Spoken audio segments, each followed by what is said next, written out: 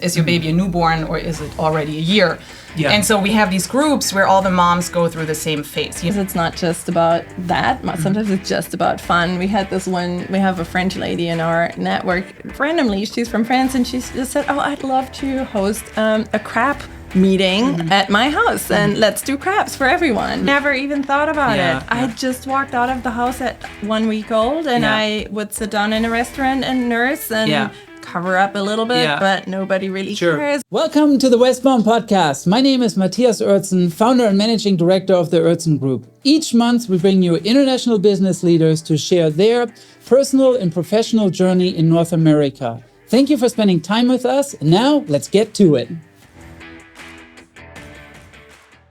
I'm really excited today about my two guests today. So I'm going to have to play zone coverage instead of man coverage. It's going to be really fun.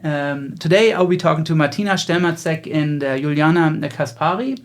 They're with Mesh Moms, and they've come to talk to us today about the company they just started. So welcome. Thank you, Matt. Thanks for having us. Yeah, absolutely. Martina and I, we have a little bit of a history. We maybe get into that later a little bit. We just met today, so super great that you guys come over. So maybe we'll start a little bit with how all three of us Germans, again, you know, this podcast always ends up very German, ended up in the United States. Do you want to start? Yeah, I'm happy to start. My husband actually got the opportunity to move to the US with his company. He got an expat contract, and I had lived in different continents before, but never on the North American continent and never in the US. So I said, yes, let's go. And we moved just a month before our second son was born. That was pretty exciting, but I'm so glad we took that opportunity. And ever since, we've been here 7 years ago. We moved to the US, and he's not an expert anymore. He has a local contract now. So we are happy where we are. Excellent. Right, that's great. And so you moved to Atlanta? Yes, we moved to Atlanta. And from Germany or from we were in somewhere else? Switzerland before. Switzerland. Okay, gotcha. We had been working in Switzerland for 10 years and then moved to the US. Awesome. That's really cool. Yeah. So from Germany to Switzerland, that's a bit different, you know, if you're German. And then coming to the southern US, which is completely different, right? Yeah. So cool. That's awesome. And you said you were 1 month from being due with your second child? Yes. Okay. Yeah. Wow. Okay. That was probably... nerve-wracking. Did you have your child in the US or did you go back to Germany? No, I had him here. Okay. And then I also had the third kid in the US. So I have 2 US citizens now and 1 German, only German citizen, That's awesome. Very cool, And you guys are from where in Germany originally? I'm from the Düsseldorf area, Mülheim an der Ruhr. Originally, my husband is from Cologne. Okay, very nice. Great area of Germany. Really like it. Yeah, awesome.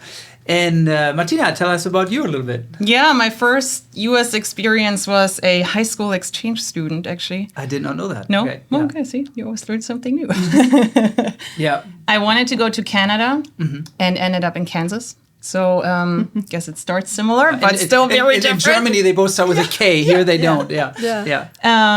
So that was my first experience. Then I lived in Spain for 2 years and thought I'll do an English-speaking country, and I would have gone anywhere, really. Australia, Canada. Yeah.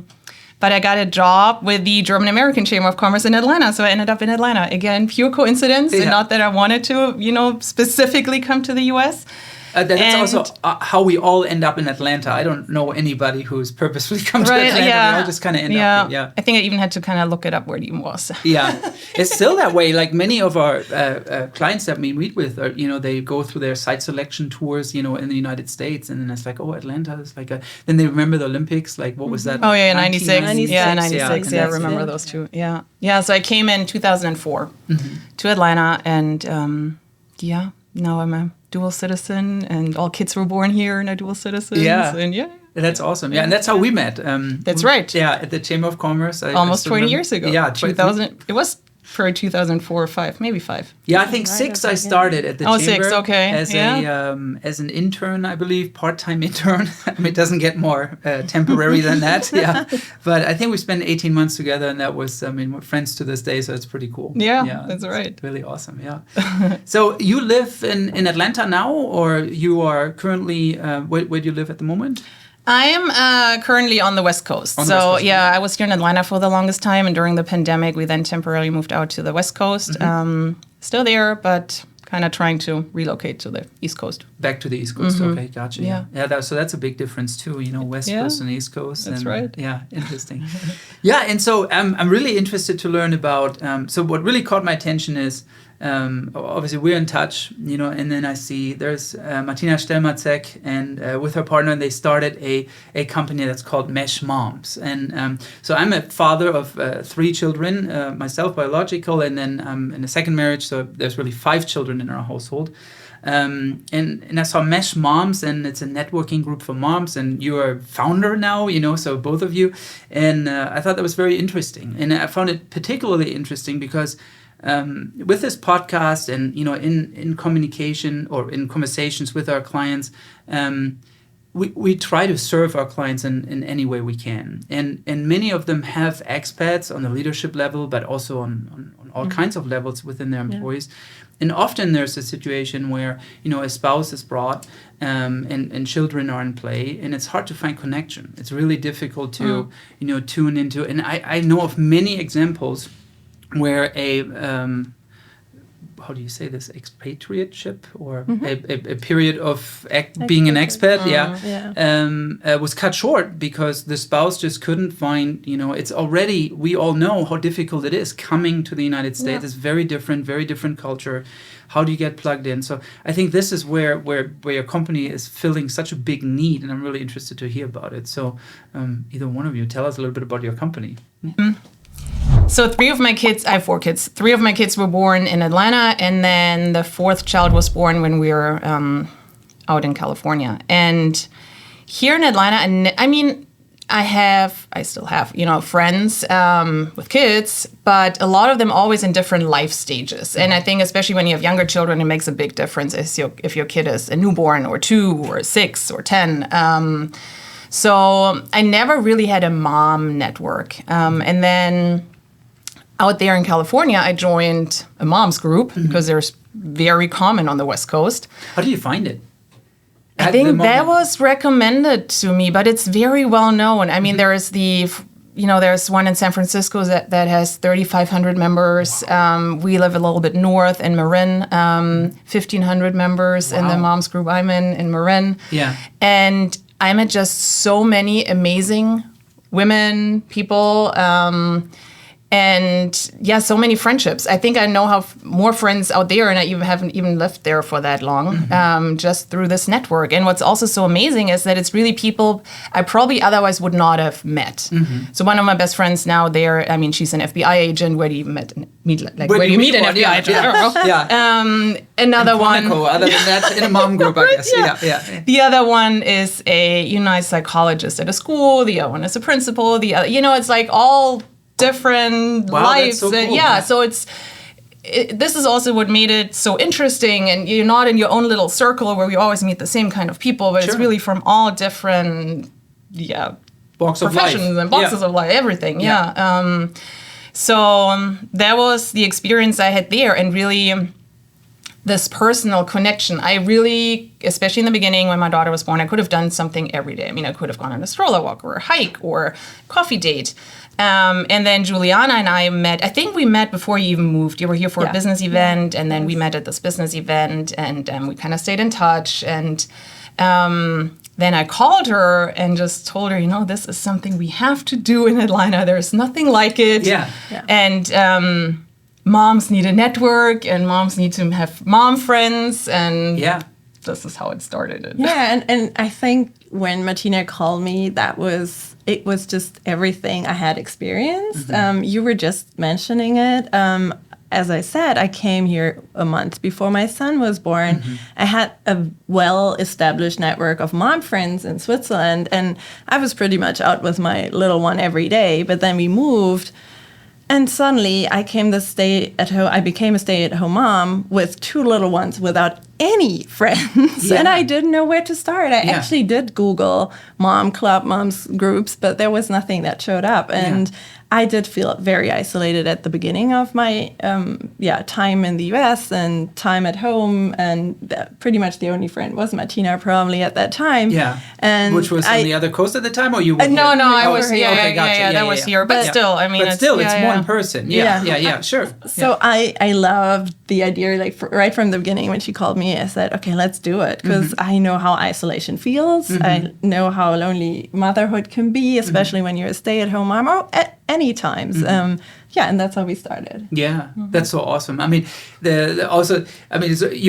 you're missing connection, that's one, but at the same time you have a little one desiring all these things from you all the time, right? So that's wearing you down, and then you don't have connection. That's interesting. Yeah. And it's I think the whole model is so interesting, and I wonder why it's not really gripping on in the Southeast. You have maybe more churches and other. So maybe there's connection that's being found there. That might be one. And I've noticed also that, and I guess maybe that's also what you're addressing with your company. There's this whole gap until they're in kindergarten, right? In school. Yes. All of a sudden, then you have this insane connection, right? Yeah, exactly. Yeah. This is also really our main focus. It's third trimester, I would say, where you kind of really already can start to form friendships with other moms that are in the same stage of life. Up to, right now we have it up to like preschool, because I feel there also, you have kids start to form their own friendships a little bit, and you have oftentimes preschools also have very strong parent networks. Depends on the preschool. But especially in the beginning, and especially for first-time moms, especially, there's not. You also oftentimes like you're in your job and 40 hours a week, and you know what you're doing, and then you're at home and you're so overwhelmed. You have no idea what you're doing. Right. You're by yourself because most of the times your husband goes right back to work. Right. You are. I hate to admit it, but I think I was home with our first child. She's turning 11 in June. I think I was home 4 days, maybe. Yeah. And then I also remember we took her home from Emory. We had all our kids, not Emory, sorry, at Northside. We had all three of them at Baby Factory, right? And so we took her home and we got this, and then they gave us a DVD, and we were like, oh my gosh, now we're responsible for this child. Yeah, right? And you're so you don't know overwhelmed, anything. and you're isolated, and you don't know. I don't know. It's just, I just remember this vividly now. And also now talking to our members, reliving this, we have a lot of what we do is we group our moms by peer groups. So we have 3 main peer groups sections. I don't know. So one is age-based, the other one's location-based, and then the third is special interests, such as like single moms or stay-at-home moms. But the main groups are really the age-based ones, which we group by quarter. So let's say if your baby was born in March of 23, you would be part of the January through March 23 playgroup. So all the moms kind of have kids with the same age, and especially in those young age range, like I said in the beginning, but especially even more it really makes a difference. Is your baby a newborn, or is it already a year? And so we have these groups where all the moms go through the same phase, of like, how do I survive the night? When do I drop the night feeding? When do I introduce solids? So you really have your group of friends that you meet with in person, that you get to know each other. And then we do have some online chats, but they supplement the personal connections. So, but then if you ask a question, you kind of know the mom and you know the child. So let's say Leah asks a question about her son Arthur. I know Arthur and I know Leo or Leah. So it's just different. It's not like anonymous Facebook groups that there are tons of. There are bucket moms, and everything's out there on Facebook. So that's interesting. So you have. Obviously, you have an online component with a website. We'll talk about this later. You got to get people somehow, right? Get them to get into to your company and reach out. But then at the same time, the in-person model is super important to you, definitely. Right? That's I think the most important. We have so many moms that call us and ask, so what do you actually do in person? Because I need to meet other moms. So there is really that need out there. Like Martina said, there are tons of Facebook groups, but it's anonymous, which is fine for some questions. But then if you have this really burning personal question you want to ask some sort of friend. We've just been at a mom's lunch before we came here, and it was great to see some of the women bond with each other. We were talking about, all those questions. How do you leave the house? How did you make it to lunch? And how are your nights? All those questions. And you can just discuss it on a different level when you know each other. Yeah, I can imagine. I also remember with our first one, we had a huge... we had decided that all our kids should be breastfed, right? So that was a very... I'm a guy talking about this now, right? Okay, but that's okay. I'm a dad, so I think this is okay. So for me, it was we had made, this is a good decision. We should do this, right? Well, that's ideologically, that's a great idea, but practically, this became a huge issue. I remember, I think our first child was almost starved to death, but just because it didn't really work out. And then that was one group that was available, but that was the only group that I'm aware of. It was actually a breastfeeding class that was offered through Northside, and I do remember. There's still relationships alive from that. We had a group meeting with our newborn play group yesterday, and I think we were talking about that same issue for our topic for an hour, because everybody has their different story. Is it surplus? Is it not enough? Is it pain?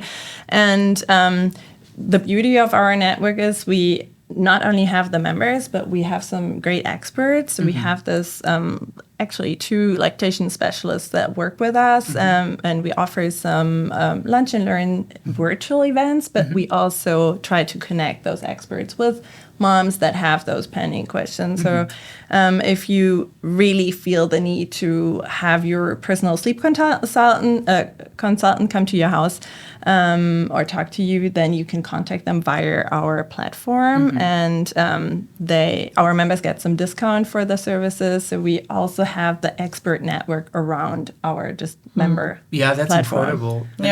So we have some social get-togethers, and then like Juliana said, we also have an educational component where we either do lunch and learn via via webinar, or also some happy hour where we have someone talk. And really the topics range from everything,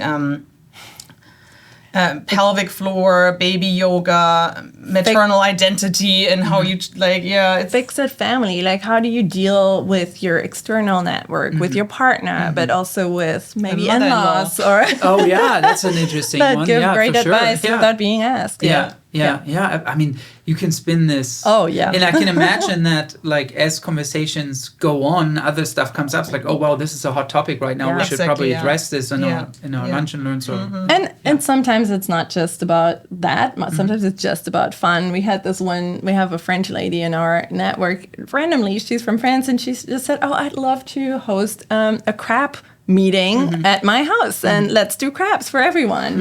So that's awesome. That's just fun. That's really fun. I mean, like, great relationships forming that then can carry on, and the kids start playing with each other. And so how does it work? Like, so how do you find people? How do they connect with you? Talk about the logistics of it a little bit. How do you get people together?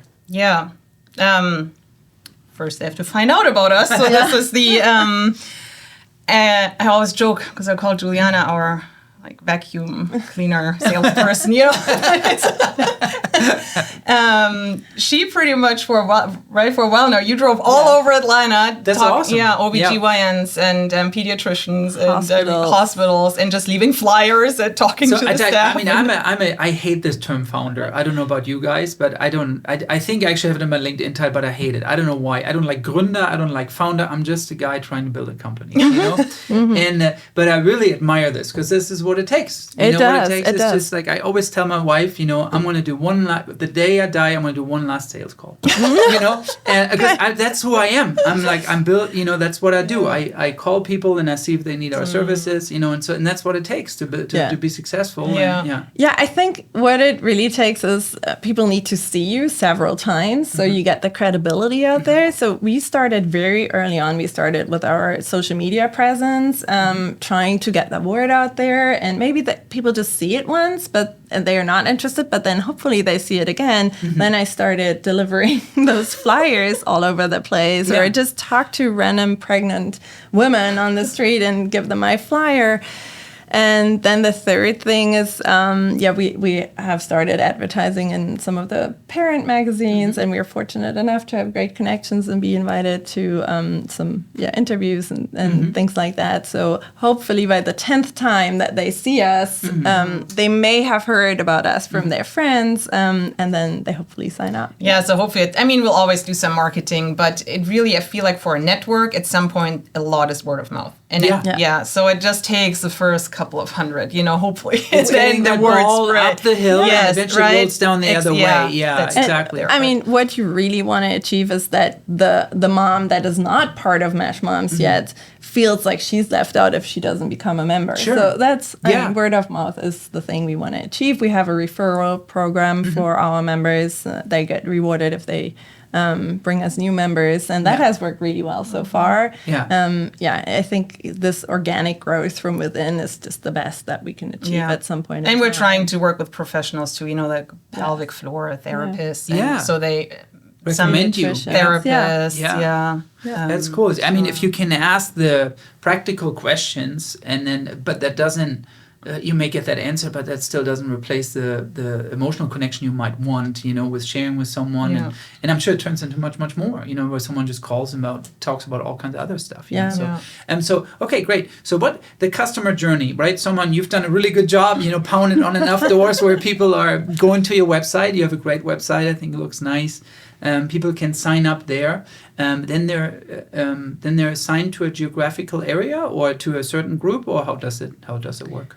They can sign up for certain groups geographically, or then we also group them by age. But we offer, let's say, startup events for everybody, and we try to move around the Atlanta area because, we are at the beginning of our journey, so we can still meet up all together at different places, and I think everybody is adventurous enough to try out different places in the area.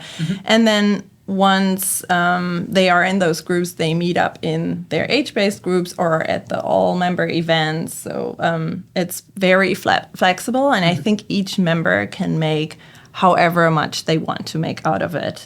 So we have some events, that are just virtual if you really just want to do a virtual lunch and learn. We have some, like a stroller walk during the week. We have, for example, this weekend we have a pumpkin patch event, so that's on the weekend. You can bring the entire family. So we trying different formats too. Some in the evening, some during the day, some in the mornings, weekends, weekdays. So, and also if what doesn't work like for one person might work for the other, or if this week you have time for lunch, the next week you don't. So we have a pretty full calendar, I would say, and you can pick and choose what works for you. That's awesome. And I'm assuming on the website you can kind of see those events. Exactly. Do you use a Facebook group too to communicate those things, or not so much? No, we have a WhatsApp, like a closed WhatsApp chat group for all the members. And that's for members only. We communicate everything there. And how does the model work as far as like pricing is concerned, and how does this work? So we have two models pretty much. So one is really for the Atlanta mom, I would say. That's the in-person annual membership, which is $120 per year. So it's like $10 a month. And then also we have, because we have so many seminars that we're doing, you can also just buy a lesson pass. So for $100 a year, you can attend as many seminars as you want. But that's more, if let's say you live in Tennessee or something and you still want to make use of the And then we classes. offer those seminars at for free to our members. But also, if somebody is just interested in one seminar, we are offering a travel with kids seminar very soon. And if you just want to come to that one event, then you can just pay for that. So that's travel with kids seminar. So I'm interested because we're about to go to Argentina with all 5 of our kids. So we actually just booked the tickets, and I looked at the airplane. We're literally taking every seat on one side to the other side of the airplane. Well, that's so cool. So it's like pretty much everything, like how do you pack, like what to pack, like luggage recommendations, packing recommendations, how to best like bring a car seat or not, then how to best stay in a hotel or Airbnb, what gear to bring, what a cool how seminar. to find babysitters abroad. We're covering it pretty widely, because also Juliana and I, we've traveled with our kids pretty much around the world. And you're brave. I mean, 4 kids and you have 2, right? You Three. Okay, gotcha. And then I know you traveled with them young too. Very young. But Juliana too. You too? Okay. I think our longest trip was 10 weeks where we did Europe, Middle East, Australia, New Zealand. So, and Juliana's done this too. So I think I hope we can share some, what has worked, what has not worked. Yeah, I mean, this is definitely, I mean, real life. Yeah. You've been there, done that. Both of you. And that's a question that everybody has, especially now with the upcoming holidays. It's like up on the list. And, we thought we'll just share our knowledge. Yeah, I think that's fantastic. I was on one flight, and there was this lady with a small child. Before the plane took off, she gave out little goodie bags to all the people around them. And I'm like, what is this for? And she was already apologizing for the noise of her infant. And then I had mixed feelings. So I'm like, I was not going to hold this against you anyways. I have small kids, but then at the same time, I guess some people maybe appreciated it. Good idea. Yeah, that's really, really cool. I like it. It's a great concept. Yeah. Like I said, I think for, I really hope that our listeners, is probably predominantly a male audience, but they may have an expat wife at home with kids, and I think this would be really cool for them to connect with you guys, and I think that could really, really help. Yeah, and I think we really have a fun group of moms already that are members. A lot of them not from Atlanta. Yeah. From New York, from the West Coast, from Chicago, from Boston. Yeah. A couple of international moms. So it is a fun group already. And it's probably not the typical Southern. Yeah. Because like you said, they probably have their church groups. But each one more diverse actually, than that. The one mom came to our happy hour yesterday, and she grew up in Georgia, but still she said all her friends already had kids, and now she's by herself with a little one and doesn't it's honestly I think connection, I mean let's if we were to put the moms and kids in parentheses real quick, right? I think connection is a huge issue for this generation. I mean I think everybody has their TV on, and there's something going on at night, and no one is going out having a drink or meeting with people. And I find this in male friendships, if I might be transparent. It's like it's always a common hobby where you connect. Others you don't connect. Like if I really like motorcycles, I have a bunch of friends and we ride all the time. But that's what we do. We connect around motorcycles, right? Sure. And so I think that's such a life-altering event to have a child to connect around. That's awesome. Well, and also to be honest, a lot of times it might also change your friendships because parenting can be very different in the philosophies and what you believe, and then your friend doesn't believe in that, and suddenly you're kind of disagreeing. So with our group, hopefully, because the one thing also that's important for us is we want to be inclusive, and we're not, because this is a question we get too, what type of philosophy or whatever. And we're like, for us, it doesn't matter. Hopefully you have like so many people to choose from that all have their different opinions, and you can kind of click with the people that you feel, I love that, that it's kind of more your philosophy, your parenting style. And I think there are a lot of styles that are very valid, and not every style works for every family. So, even maybe your best friend might have a very different parenting philosophy, so maybe you need to make new friends. Yeah, exactly. Yeah. I mean, I remember not having kids and then having kids. Oh, yeah. That changes your perspective entirely. Yeah. Yes, yeah. And then I wasn't even thinking about, like, different ways to, breastfeeding or not. Or vaccination or not. Oh, my gosh. Different topic, I mean, that's right. Yeah, absolutely.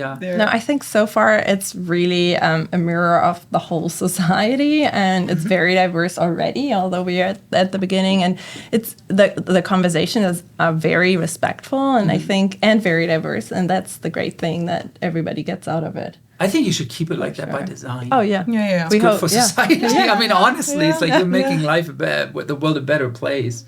I mean, if you were big enough and you were to start splitting this up in red and blue, people would probably go for red and blue, But if you don't, and you purposely let them be all in one, then it's about the child anyways, and not about any other kind of ideology. So that's very, very cool. I really like it. Great. Is there what have been some of the challenges that you guys have dealt with? Have there been any misconceptions that you guys ran into? Any challenges? And we haven't been around that long. We started in July kind of with a soft opening, and then we started with events in September. Yeah. So I think the challenge is the growth as such, because for attracting new members, you have to have a big base of members, but also for being a cool club, you have to get new members. So, of course, that takes some time, but I think we've been fortunate enough. We are growing every day, and that's great. Yeah. Yeah. But obviously, we're working on that every day. Yeah. That's the thing. Like the ball, getting it up the hill, like we talked about earlier. Yeah. Just getting that critical mass, and then I think it really takes care of itself. Yeah. No, but so far, I mean, people like the idea. I would say, or maybe they just say so, but I like. No, they like the idea, and what I have found most fascinating and most inspiring along the way is that the more we ask, the more we get, be it offerings for our moms. We ask a restaurant that's owned by another mom, hey, could you offer an appetizer for our members? And then, here you are, and they give it to us. Or we ask, hey, are you interested in doing an expert talk to our members? And yes, here you are. And those are the really interesting things, and that keep us going every day. That people are really, really open to our model and supporting us. Yeah, and we do want to support mom businesses. Sure. So I mean, we like to go, have happy hours at restaurants that are maybe founded or co-owned by a mom. Yeah, absolutely. Or work, whatever it is, like. That's a great vibe. You get into a conversation with one, and then they steer you to the next. Yeah. And it's an incredible network of supportive moms out there. Yeah, that's very cool. It becomes this own ecosystem, everybody supporting each other and being there for each other. That's very cool. Awesome. Yeah. So we'll see what other challenges we will run into, but growth challenges probably. Growth for sure. Eventually, if you have enough members, there'll be all kinds of data management and those kind of things coming. So, exactly. But I mean, we do want to expand. Like you said in the beginning, it's not really a known, common concept in the South. So hopefully, we will be able to expand to other cities as well. Nashville, Greenville, whatever. Yeah, it might be. location. So, I mean, I don't see any reason why this shouldn't work anywhere. I mean, that's major hubs are probably your bread and butter. Like you mentioned, San Francisco, 3,500 members. That's a really, really large group. Yeah, and I'm pretty sure it could work in Atlanta as well. It's just a matter of keep working at it. How long has the one been around that has 34? Yeah, they're all. I mean, forever, like 30 years, 30 years or so. Yeah. I mean, probably organically started, and now for it's sure. Yeah. So for sure. It takes time. We want to be a little bit quicker than 30 years. Yeah. No, but what I have found in building my business is you have these people that just appear that are multipliers. Yes. All of a sudden, it's like, bam, there comes $500,000 in revenue for our business from one person. And you had not asked for it or anything. You just served them.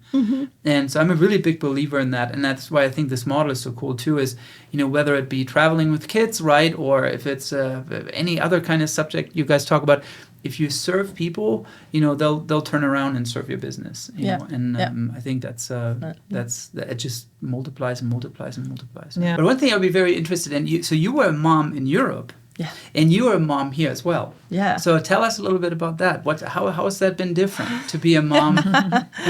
Yeah. Yes, I think it starts everywhere.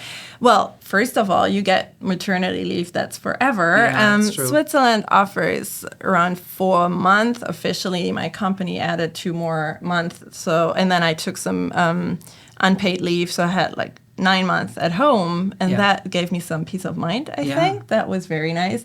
And that allowed me also to form a network of moms. Then there are 2 other big things. I think a lot of the philosophy is different, just tiny things, but maybe Europe is a little more chaotic sometimes, while American women are very much to the book. Oh, I've read this, I have read that. Yeah. And then they want to achieve that. And I think there are very good things in both. Sometimes it's good to be a little more relaxed and chaotic, and sometimes it's good to stick more to the book. But what would be a good example of the chaotic part? One thing is the pacifier. I feel like a lot of European kids have their passy until age 3, 4, 5. Nobody really cares about it. And here you have the 1-year checkup, and pediatricians start talking about, you got to get rid of that passy. And I was like, yeah, but how is he going to sleep then? And so, but it's like, the pressure is on. Yeah. And drinking out of a cup I don't know, in Europe, nobody cares about it. And then naturally one day they are just ready and they drink from the cup. Right. And here I read a lot of posts about, my kid is still not drinking from the cup at 9 months. Yeah. I'm like, yeah, he's a baby Yeah. still. Yeah. So that is it. So it's more rigid or more following more common advice. Yeah, okay. But I feel a lot of American women then have it more under control. Like we are always laughing about some people are always struggling with everything, and that's probably more common in Europe. And here a lot of people follow some books and rules, and then they do manage to have the baby sleep through the night at a very young age, and they do manage everything better, all those steps. So I think that nursing, breastfeeding in public is a totally different topic. Okay, how so? It's more accepted in Europe, I'm assuming, than here? Yeah, okay, yeah. Here there was a huge discussion yesterday with our moms. They're so afraid to even leave the house because of the breastfeeding. I never even thought about it. I just walked out of the house at 1 week old, and I would sit down in a restaurant and nurse and cover up a little bit, but nobody really cares. And yeah, that's a huge difference. I have this. Okay, I'm gonna have to share this experience, and I'm glad to ask. Okay, so I was part of this was a church group like probably 15 years ago or so, right? And this one of the members, she had a baby, okay, and she starts breastfeeding, but doesn't really cover up very much, you know. And it was just really odd because one moment it was like, okay, can't look at the goods, so to say, and the next moment I should be totally okay with you being completely natural with feeding, you know, so to cover up, you know. So I can totally see how that's a very different in Europe versus here, and how there are differences there. Yeah. And then some things you also, I feel like you have a little bit more. I didn't have children in Europe, but just from what I was told, you have a little bit more support. You know, I don't know how long. I think it's called midwife, right? In German, Hebamme. Yeah, Hebamme. I mean, they're paid by the insurance. They come forever. Yeah. And here you kind of like what you said in the beginning. You kind of come home from the hospital maybe with your DVD, and then that's it. And here midwife, the term, I remember this because we talked about it. So Hebamme in Germany means much more than the form of delivery. And here it seems like midwife is really about the delivery, right? Rather than... So maybe it's more than a postpartum doula or something. Postpartum doula here. Yeah. So by now I found out that they are very similar to things as in they are in Europe, but you have to put your own effort into it to find those resources and your own money. Mm-hmm. A lot of times pelvic floor training. I mean that's paid by the insurance in most countries in Europe, and you're almost obliged to go to those classes for 10 weeks after delivery. And here it's like some women have never heard about pelvic floor training at all, and So like you were saying, the support is so cool again for your groups. Like if you can, catch them super early, right? Yeah. And then you have all these resources like, hey, look, this might be covered by insurance. It may not be covered by insurance. You should really look into this. This class is important. This is not, that's what we were talking to some pediatricians too. I think it's not just building the network as being our part, but also bringing education to women, to moms out there. That's very exciting to do. Yeah, absolutely. Yeah. That's there's so much more I could ask. You know, I'm not a woman, so I'm not. I don't know all the right questions to ask. Probably. How was it being an expat? I mean, coming over here. That as a wife coming over here, what did you see there? Not so much the child part, but going from Germany to Switzerland. Which part in Switzerland were you? I was in the German part, Zurich, Zug area, so that wasn't entirely different, but of course different. How was it? I think I didn't have a network. I think that was really the thing that I missed. No parents, right? No parents, uncle, no aunt, no grandparents, and we also moved out to the suburb in Duluth, and there's not really walkability there. That's what I really missed at the beginning. If we had lived in Midtown, like you were still able to walk all around Midtown, or even in Bucket, you can walk a lot. I really missed that because I did walk a lot when I had my first kid and I was staying at home. All these things, but what I love about the U.S., especially here in the southern area, the hospitality and the can-do attitude, that's something that I would be so much missing so much in Germany or Switzerland now. All the bureaucracy that I hear from over there. This is out of the world, and I love seeing that here. People are just just more open to anything new. If I hear all the talks about new technologies over there, it's just very different here. So all in all, the beginning was tough for sure, and I think a lot of companies could support the wives or the expert partners in that phase. I didn't have any support. Offer mesh moms to their employees. I mean, that matter. I think that we do offer company memberships. That's awesome. I think that's great. I had told you, and I didn't mean to interrupt you. No. Okay. I think that is really the beginning is the hard part. But then if you get open for the change, that makes everything better. Absolutely. I think before this we talked. I told you that I did something called Financial Peace University with Dave Ramsey. People in the South will know this person. But anyways, the whole concept is about all being in person and doing stuff together. And they just started offering this program to employers to offer. I think it's an app, and that they then. I actually thought about it for my own company. I might have to cut this. No, it's okay. And it just helps your employees. The whole idea would be financial health of your employees would mean more peace. More peace would mean they're more productive employees, right? Imagine, so as a man, happy wife, happy life, right? That's what we say here, right? You have a mother, your wife at home, and she is well connected, gets questions answered through a program like you, but still works, of course, would be more focused at work, right? So I think it's great. How about you coming I know no children involved, but like coming to the United States, do you recall some of your earlier collections?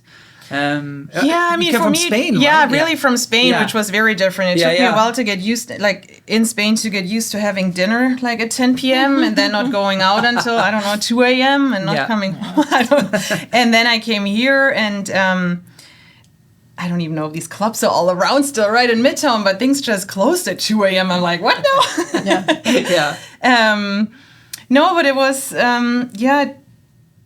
but I was in my 20s, I think it's a completely different experience. I was by myself. Yeah, sure. So very, very different. But I loved it. To be honest, I really loved it. I also worked in Spain. And then I worked here. And I always liked what Juliana said, the kind of the can-do attitude. And I don't know, just more positive. And getting things done, but in a fun way. I don't know, I always enjoyed my time here, so I guess it's also why I stayed. But exactly. I mean, it's the same for me. I'm home now here in the United States. I love my professional connection to Europe. I absolutely love going back. My entire family is still there, and I'm always rooting for our home country to, kind of take the next step in some. I know this might be conceived negatively. That's not how I mean it, but I think there's just. There's things to learn from the United States, and there's things in either way, things to avoid. Everywhere. There's a bunch of stuff here that's to avoid, but a bunch of stuff to be learned too, especially with starting a company, how fast it is to get incorporated. How I can also imagine imagine driving around, going from hospital to hospital in Germany, trying to talk about a mom's club. No, that was the thing. I mean, I called Martina, said I just walked in there and I put 2 stacks of flyers there, and they were super friendly and inviting, and told me I had to come back in a month.